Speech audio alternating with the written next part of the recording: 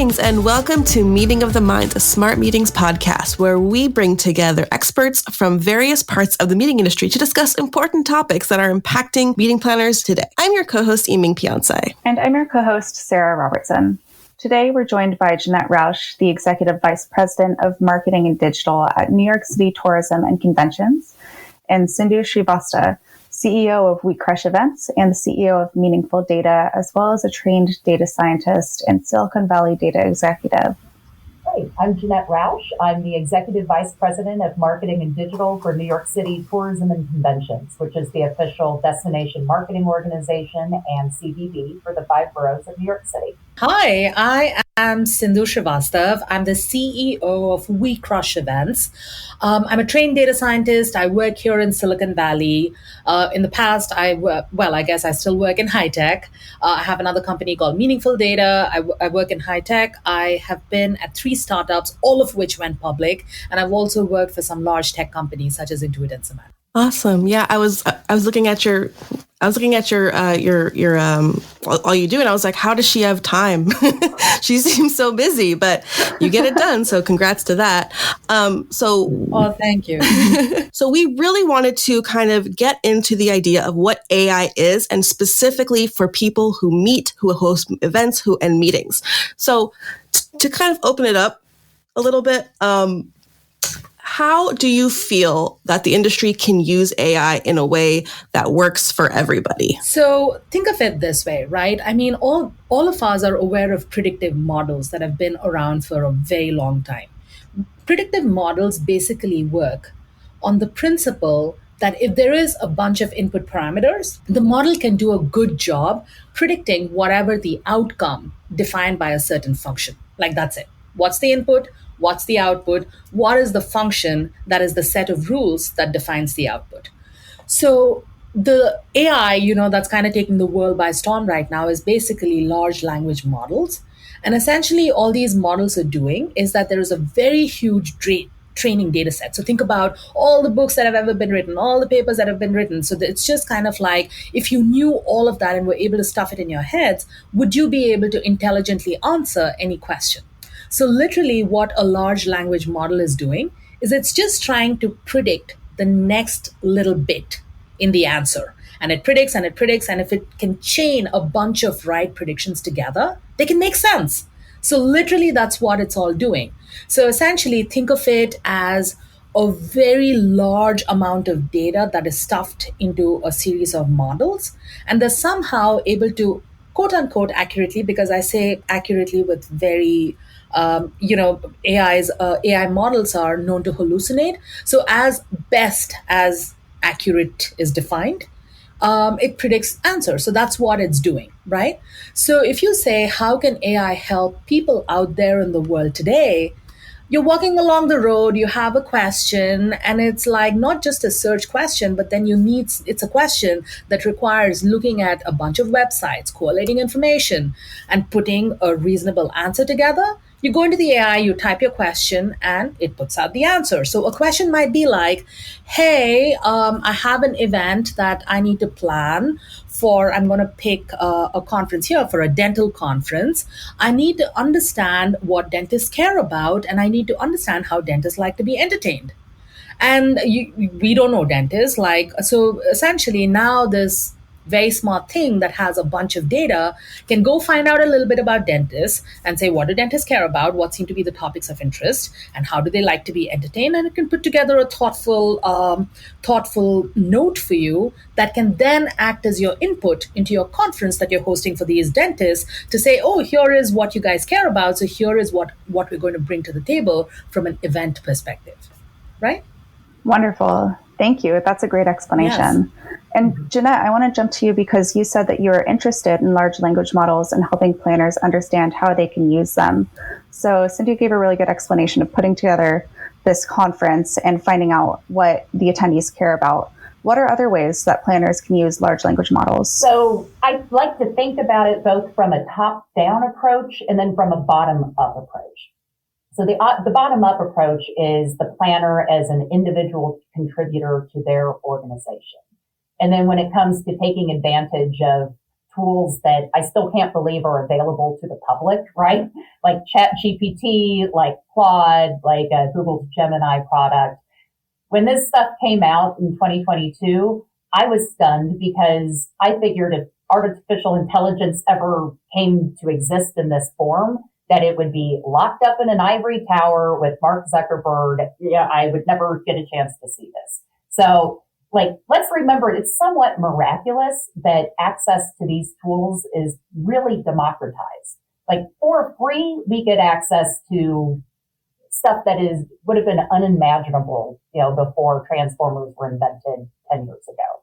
So knowing that everybody now has access at, $20 a month or for free to these kinds of tools, that gives a planner the opportunity to think about just simply how can you save 5% of your time over the course of a quarter? Find these small ways that you can use a tool in order to rewrite, a sentence in an email that you just can't quite figure out. Stop beating your head against the wall. Go to the LLM, get a little bit of help, say, I'm trying to say this, it's not succinct enough. Can you make this make sense? Do you hate writing LinkedIn posts to promote your event? Well, take other event descriptions and information about what you're doing, put it into ChatGPT, and then say, I'm writing a LinkedIn post. Here are examples of LinkedIn posts that I like that my competitors have written. Can you help me craft one that I don't hate for this particular use?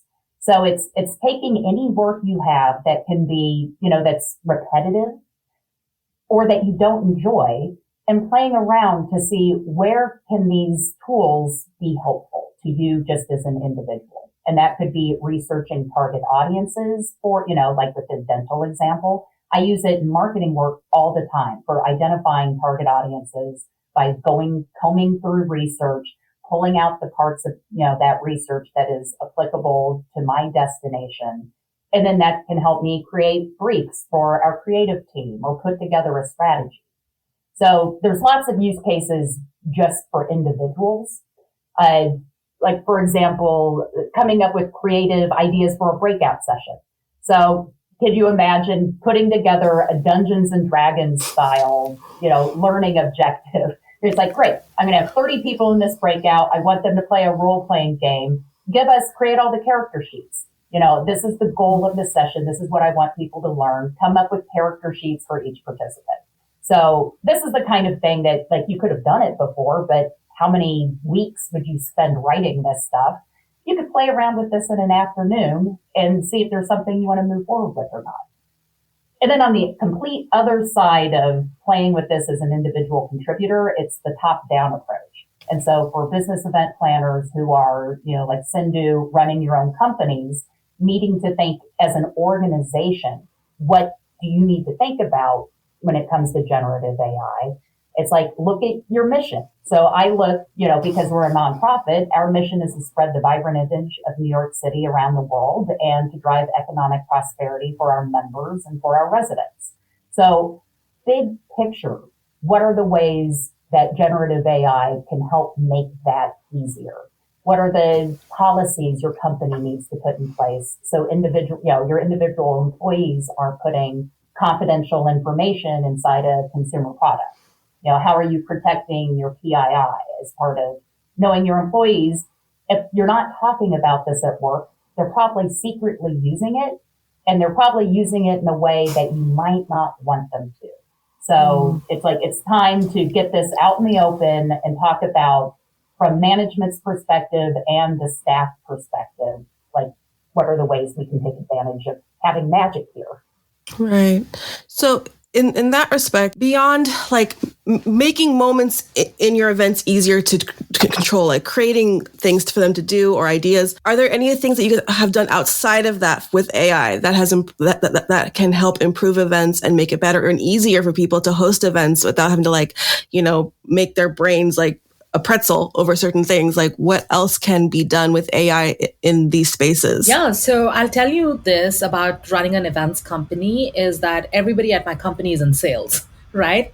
And a lot of times we were having to bring certain imagery in front of our clients. So Chat GPT has DALI, which is kind of the image generation arm of Chat GPT. So essentially, we can say, show us a corporate event where people are experiencing joy, and then you can actually have a bunch of joyful looking people that you can say, okay, like here is what an event can look like. So you can almost use AI models to generate what you want your clients to envision. So that's one. The second thing that I use it a lot for is my job as the CEO is to be the vision for We Crush events, right? Like I'm going to say it now, like my dream for We Crush events is to be $1 billion company. And as I think about the trajectory to that $1 billion company, I'm actually, I just got into a startup accelerator and I have to pitch what this company can do with connecting people and what connecting people really means. So making a bunch of presentations, I use beautiful AI and making a VC level deck over 2 days. Like literally, it took me 2 days to put my vision, which I think is really, really good, to a VC level deck. And obviously, there was a lot of human intervention involved, but it gave me a starting platform. And that's what I'm able to achieve. So as a business owner running an events company, it gives you, I guess, assistance that you didn't know you needed. And they're damn good assistance, right? Yeah, it's also really helpful for finding Matt Murnane, who is a co-founder of Slate Event Entertainment. I've been on a couple of panels with him, and he talks about RFID data from events. So if you are collecting this information of who goes into which sessions and then what time they leave those sessions through RFID data, then great, you have this really rich database, right? And if you're not an Excel person or if you're not a data analyst, which Sindhu, I'm going to guess it's probably a little rare. Like the skill sets that you have combined is maybe not universal, right? Like not many people are data analysts. Are you trying to tell me I'm a unicorn, Janette? Yes. I wholeheartedly agree. And so for the people who aren't that kind of unicorn, to be able to take that data and upload it into, like a tool like ChatGPT, the paid version allows you to attach spreadsheets, and then it will analyze them using Python. And so he can very quickly, just using regular language, natural language, ask questions of his data set, like, were there any sessions where a mass of people, like more than 5% of the audience, kind of left at a certain moment? And so you can start to really dig into details and find the patterns in that data that if it's just you and a bunch of pivot tables, that could take hours. So I think like the ability to democratize access to this kind of information and like very, very powerful. I think one of the things that we keep hitting on, especially, is the ability to use AI to take a task that would have taken you hours, days, weeks, and do it in a far smaller amount of time. So I think time is a really, really important topic here. And part of that has to do with analyzing data. So Sindhu, I'd love to hear more about your experience with data, specifically, how AI works with data and where that actually fits into how AI works. And I also would love if you could speak a little bit more about your other company, MeaningfulData, which you are also the CEO of, in addition to We Crush Events, you said. And you mentioned that, you're sort of using MeaningfulData to help bring We Crush Events towards, an exponential growth. So if you could touch on the topic of data-driven business solutions as well, I would love to hear about it. Yeah. So, no, thank you for the question, Sarah. As you know, businesses generate a ton of data. And like Janette said, the number of talented data analysts at a company are very rare. When I say talented data analysts, it's very easy to write, say, a Python script that says, oh, take these inputs and produce an output, right? Easy. However, it's very easy. I mean, it's relatively easy. However, the magic kind of comes through when that data means something. For example, when I was, I still can be the chief analytics officer of a company and do really well at it. So one day, one of the team members that I was leading came to me really excited and said, "Oh my God, the prediction of our model went up by, I don't know, 5% or something." And she was super excited because academically it meant a lot. So we started going through the model and we said, okay, let's look at all the variables that you're using for your model. And one of the variables was modified date, which made no sense because, again, like it was just a random variable that seemed to pick up some predictive power, but it didn't have any physical meaning attached to it. It was just a modified date based on when the database was getting updated. So really, as a leader, to say, hey, this doesn't make sense, you have to go back and redo your model, even though the predictability was higher, is the nuance that a trained data scientist has, right? So it's not just about how predictive, but it's about what the meaning behind the data, right? And which is why we can't take anything ChatGPT says on face value. You have to take it with a huge grain of salt because of this hallucination business that goes on, right? So when you kind of look at any business, right? The core of any business, I have an MBA from the Wharton School, so I can talk about business as well in addition to data science. The core of any business is to generate what we call a return on invested capital. So how much money are investors putting into a business, and what is the return on that money the business is able to give back to the investors? And is that return on invested capital greater than what we call something as weighted average cost of capital, which is how much are those investors paying to get that money? So you can think of it as what is the bank interest rate? And if the investors just left their money in a bank, how much money would they get back? Versus if now they invested in a business, how much money are they getting? Right? So as a business owner, you're always constantly thinking of how do I maximize return on invested capital? Because at the end of the day, that's how shareholder value is created. That's what investors care about.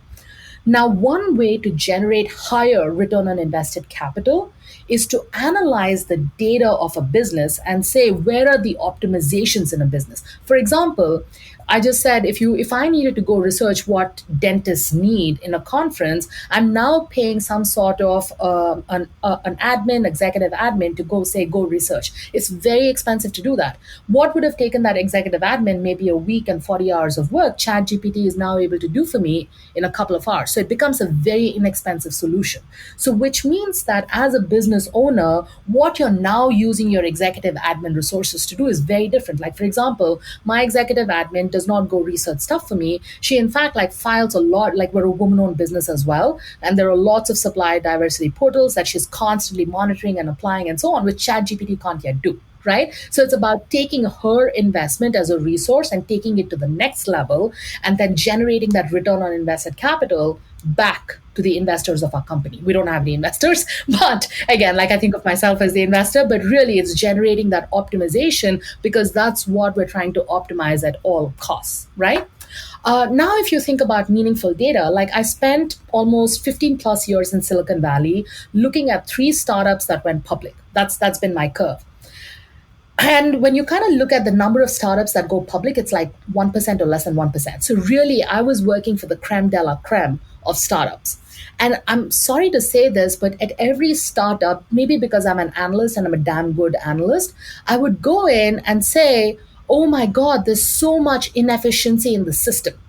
When I tried to bring that inefficiency in the system up to the executives, I felt like I ran into situations where people were more interested in a version of truth that did not match with what the data was saying.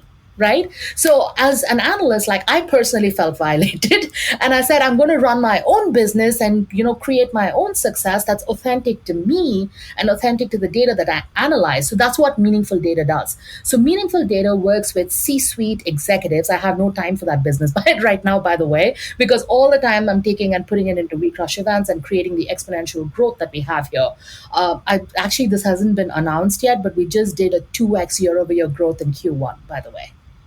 So, this company is going places and we have a fantastic team.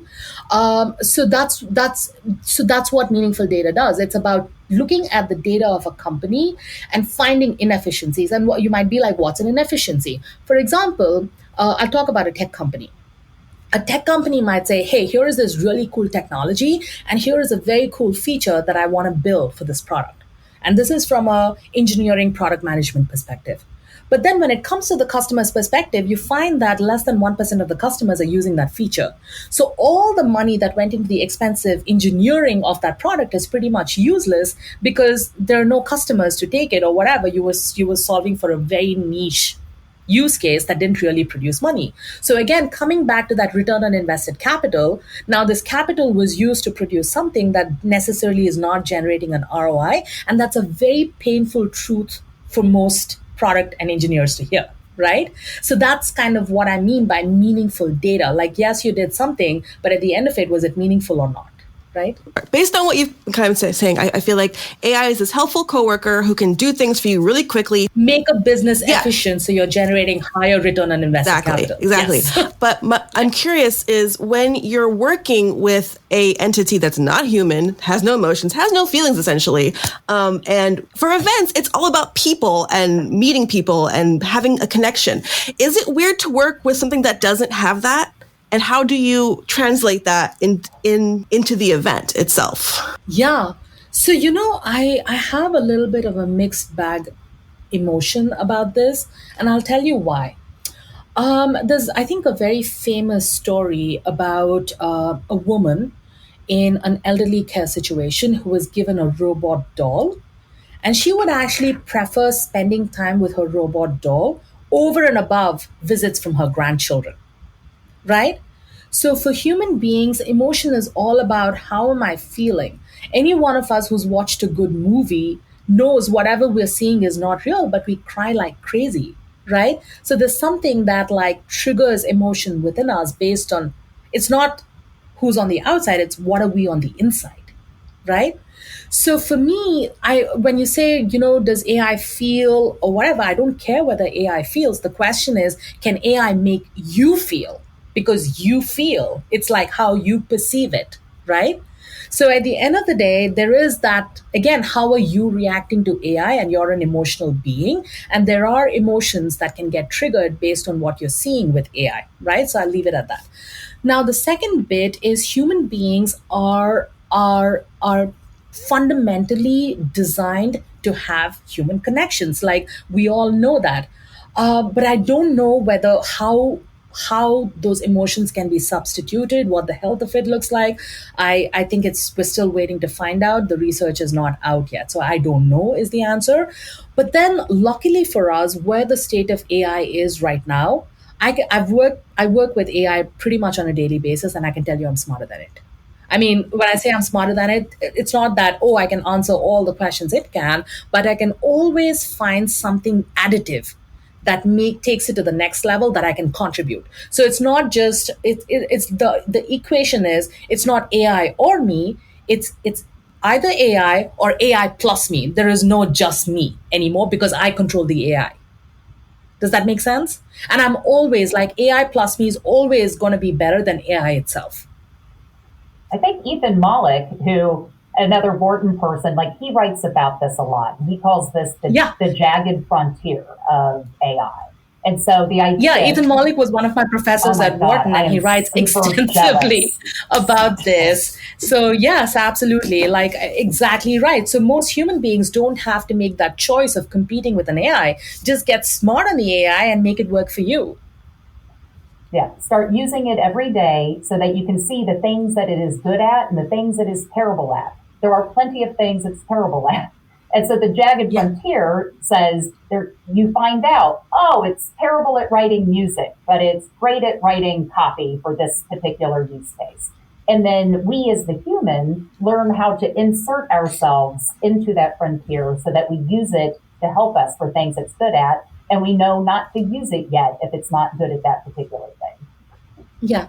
One analogy that I keep thinking of is the automation innovation when it kind of happened in the late 1800s, early 1900s, right? Nobody said, by the way, my legs are useless because, I don't have to walk as much anymore. We all kind of made cars work for us. It's not like cars are running for us, like we run the cars. It's the same thing with AI. Like, how can you make AI work for you? Obviously, you have to get educated and you have to be smart about it and so on. But like, it's always going to be, somebody is creating the AI and you can always make it work for you. So, yeah. So in terms of learning how to use AI, where would a meeting planner start? If they've never used AI before, maybe they've played around with ChatGPT a little bit, maybe they haven't. What other models are out there in addition to ChatGPT?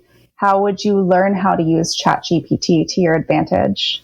Yeah. So do you want to take that, Janette, or should I? I can jump in. So right now it's a little bit of a competition between the models in terms of whether the preference is OpenAI's ChatGPT or actually Anthropic's Claude is starting to perform in some cases better than ChatGPT on certain metrics.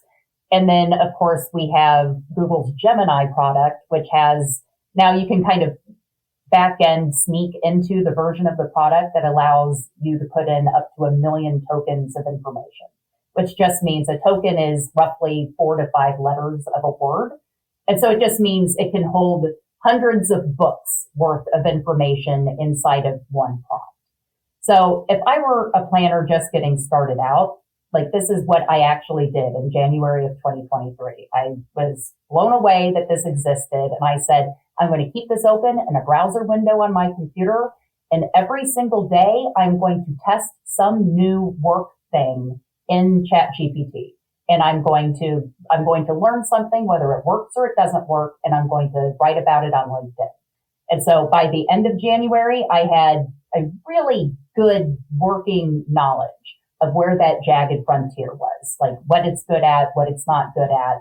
And then that gives you kind of the baseline to build on. So it's like, pick one of those 3 models, play with it every single day, track what you are learning, through that entire process. And then at the end of a month, pick one of the models and get the paid version of it. Because truthfully, you are not experiencing generative AI if you are only using the free version of ChatGPT or the free version of the other models. It is worth picking one. It's not going to be like at the most expensive. If you're on a ChatGPT team account paying by the month, it would be $30 a month. Everybody watching this is worth the investment of $20 to $30 to figure out what can this help me with and what is it more useless on. Yeah. No, Janet brings up a really, really good point of practice, right? And for me, I kind of want to take it one step further, which is, again, look at what is a time sucker in your day. If the time sucker in your day is, I need to research on this topic and find out all about it, be how can I replace that bit of it with one of the AI tools? If you're making a whole bunch of slides, go use beautiful AI. It'll generate a lot of AI slides for you. If you're I do a lot of design work, there's a whole bunch of AI built into Canva, go use that. Oh, I write a bunch of paragraphs. Okay, fine, start with Grammarly AI. So it's almost find what you're working on and just do critical few. Don't try to do everything. Don't try to be there are 200 different platforms that are now AI and I have to learn all about it.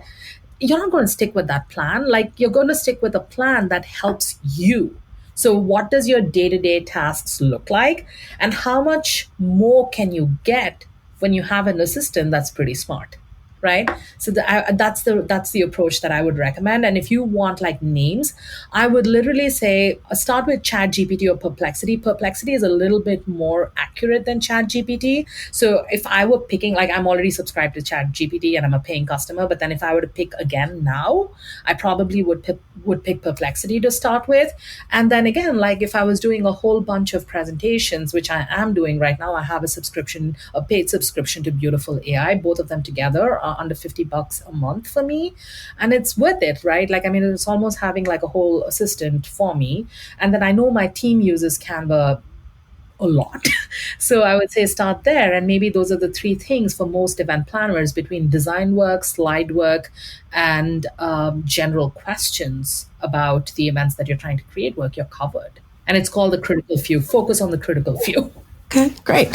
One thing, Meansa, we're speaking about, AI, it comes with a lot of other things that people are either worried about or concerned about. And we don't know if that necessarily impacts this industry per se, but we did want to explore the question of is there any issues that like obviously you two would use AI in a way that, you research it, you take time with it, you learn about it. So some people don't do that. So, are there any concerns that you guys have regards to like how people can abuse this service in a way that could impact in a negative way per se? Like if it's like your information somehow getting, hacked or taken or something, or being used in ways that you didn't like approve of.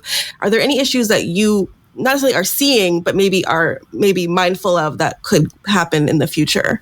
Yeah, so I'm going to recommend a really practical approach to paranoia, right? It is true that AI can do many bad things, right? Like, for example, it can take a picture of you and literally, put you in some compromising positions and publish that to the web. Absolutely, it can happen. Now you're like, okay, what are the chances of that somebody is going to like want to focus on me, put me in compromising positions and actually like spread it on the web? They must be really jobless to go want to do that. Like, it's not a very practical thing, and I should have be worried and scared about it. I kind of am aware that it may happen and it might be out there somewhere, but I'm not going to spend my day-to-day kind of worrying intensely about it, because I have a job to do. I have like things that I'm going to excel in right now, and really, instead of using the time worrying, go use the time to learn, educate yourself and do stuff with yourself. So for me, my recommendation is, how can you get yourself? So I look at the world in terms of two types of mind states. One is, are you in a positive state of mind or are you in a negative state of mind? There's a bunch of research out of Stanford, which Shirzad Shamin, my whole company, prescribes to him positive intelligence. So for me, again, like if you're in this state of frustration, fear, anger, you're in a negative mindset and you're not going to be able to see the whole truth. So whenever you catch yourself going down the rabbit hole of paranoia, catch yourself and say, this is unhealthy for me. Now, how do I get it into a positive mindset? Sure. If you are concerned about fighting for children's rights or whatever, and you see somebody being violated, speak up about it, contribute to it, like do stuff that's meaningful to you. But at the end of the day, like also be aware that you have your job to do, you have goals to meet, you have a life to live. Go live that life and worry about things when they catch up with you, versus building paranoia from get-go. Well, I guess more so my question is, how can you be responsible with AI? Because like, things can go amok. I've read things where people have put information into AI and they've seen it like come out elsewhere, like things that they wanted to keep, within their company. So stuff like that. So in that respect, are there things like that could affect you in that way? Yeah, absolutely. You should not be typing anything personal and sensitive into ChatGPT, because ChatGPT will tell you, please don't type anything. Like, for example, I'm not going to feed ChatGPT my financial statement because it's none of its business, right?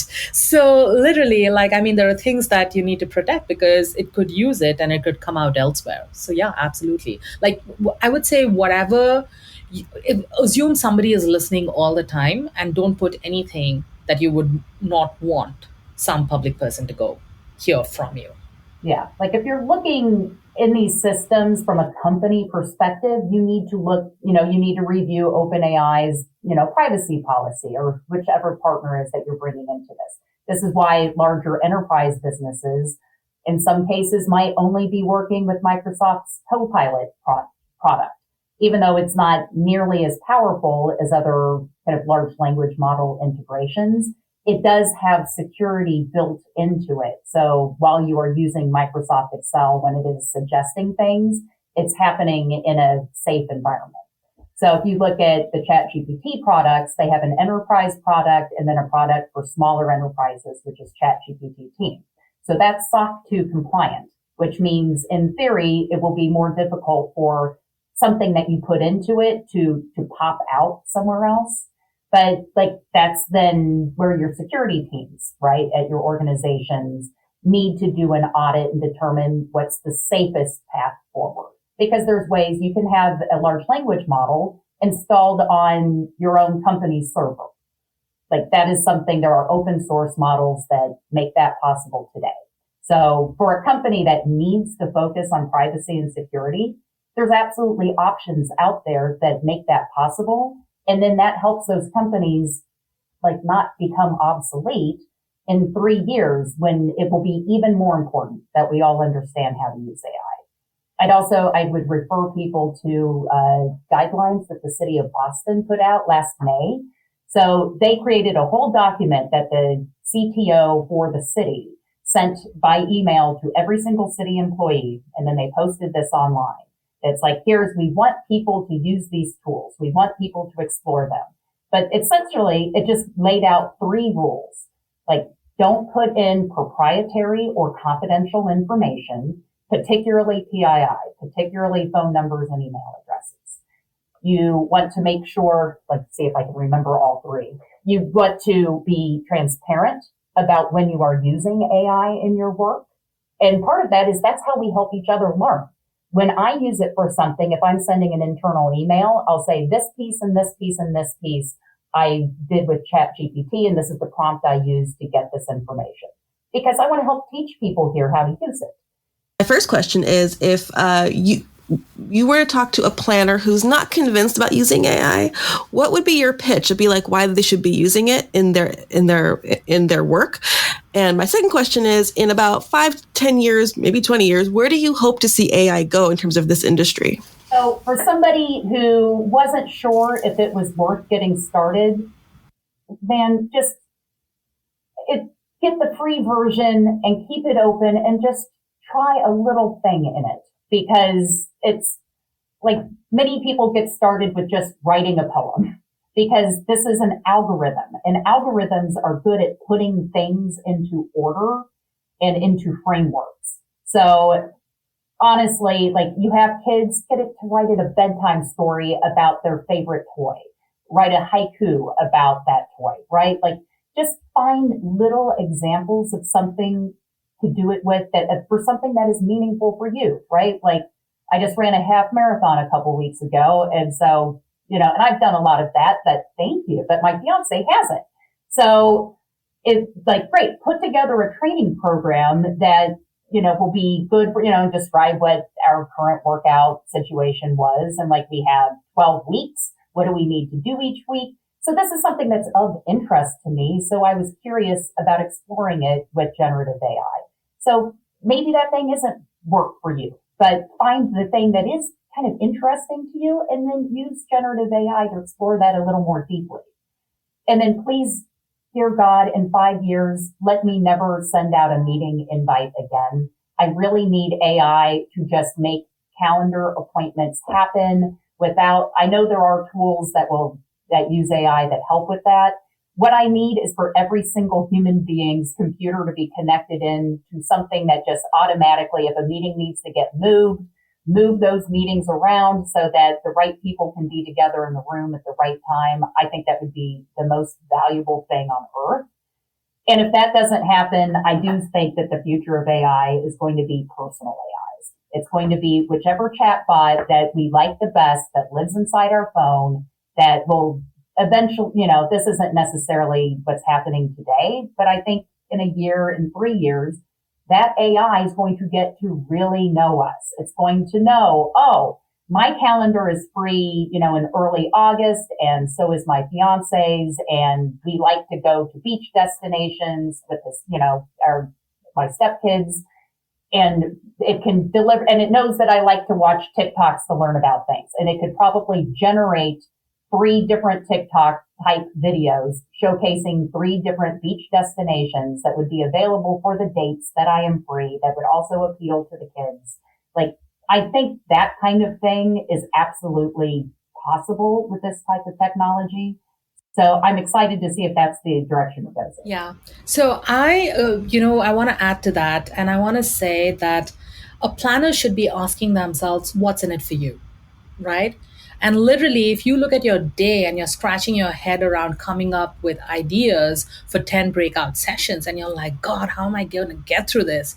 Go use ChatGPT. It'll basically create those 10 ideas for you. That'll at least take off the starting whatever inertia that we all feel, right? So start there. And once it starts producing value in your life, like, then you're going to be like, yeah, I've got this. It's like having your own assistant, right? So I would say find that mundane task that you absolutely hate that ChatGPT or some other AI can do, and go do that and try to create value for yourself. So I'll say that. In terms of where I want AI to be 5 years from now, I actually wanted to do 2 things. One of them is, I feel like I've just described, a few minutes back, how all of us have racism, sexism, anyism kind of embedded in us. We all have those thoughts, and but then it'd be lovely if we had some sort of an AI tool where whenever we came up with something racist or sexist, it'll help us catch ourselves as we're in the middle of the act. And to be like, and especially at a conference, like the other day, I come from this land called Andhra Pradesh back in India, and a very big actor comes onto stage. He shakes hand with every man on the stage and leaves all the women alone. And I'm like, oh my God, like this actor is supposed to be one of the most iconic, and somebody tells him what he's just done. So he comes back onto stage and he's like, I'm so sorry. And then he goes and shakes the hands of the women. Is that better or worse? It's like, I want devices that help us catch this. Like if my watch could be like, if it could have some listening ears, or my Alexa could have some listening ears and just listen to the conversation around and say, okay, that was just racist or sexist towards you. It'll help us wake up. I want my children to wake up. So that would be one wish for me. The second wish I have is this, right? I feel like as human beings, all of us have, a certain amount of stress, fear, anxiety. Like all of us, when we get angry and we get rightfully angry, behind that anger is really fear. Like we're so afraid of something that we feel like we use anger to mask it, right? And I feel like it's not very well understood. And I just wish, again, like there would be this device that would tell us whether we're sabotaging ourselves, as Shirzad Shumain of Positive Intelligence would say, or whether we're acting from our sage powers, which is passion, motivation, like, solution orientedness that we all have, curiosity, innovation, like everything that he says are sage powers. And you're like, no, self-sabotage, no, sage. I would really like this whole world, because I feel like so much talent is being wasted just because we get caught up in our own drama, right? So I would really wish that for the world, and I think we'd have a much happier world. That sounds good to me. I'm for that. Yeah. Well, thank you to both for meeting our minds and really, I feel like I learned a lot in this. I'm gonna have to go back and replay this episode after I'm done editing it, just so I can relearn, because it was really helpful, and I think our audience will really appreciate everything that you gave us today. So thank you so much again for your time. Happy to be here. Thank you so much for having us. And thank you. You've been listening to Meeting of the Minds, the Smart Meetings podcast. Interested in joining the conversation or have an idea for a future episode? Connect with us at editor@smartmeetings.com.